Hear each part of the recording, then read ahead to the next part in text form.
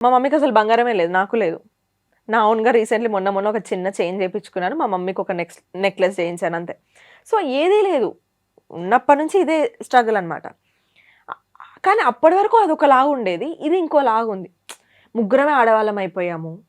జనాలు పేర్లు పెట్టడము, మమ్మీని గుడికి రానివ్వకపోయేవాళ్ళు. ఇంత జనరేషన్‌కి ఆ! కూడా.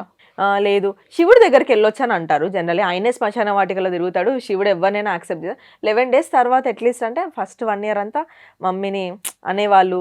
ఇంకా ఉంటది కదా! విడో ఫేస్ చూడదు పొద్దున లేసని. పాపం మా మమ్మీ మమ్మీకి అలవాటు. నేను చిన్నగున్నప్పటి నుంచి మా మమ్మీ 4:00కే లేసి ముగ్గు పెడతది. ఆమెకి అదంతే లక్ష్మి వస్తది ముగ్గేస్తే అన్నట్టు ఉంటది. ఆమె ఏసి చూస్తుంటే వేరే వాళ్ళు చిట్లించుకునేవాళ్ళంట. డోర్ తీయగానే ఒక విడో ఇవన్నీ చాలా చూసాము. మమ్మీకి చేతి నిండా గాజులేసుకోవడం ఇష్టం. Red or green. గాజులేసుకోవడమే మానేసింది సొసైటీకి భయపడి. నేనన్నా వాళ్ళకెందుకు భయపడుతున్నావు అమ్మా? మేము జడ్జ్ చేయట్లేదు గదా! It's fine. నువ్వెందుకేసుకో అంటే, "వద్దు నాన్న" అనంటది. Single bangle ఏసుకుంటది.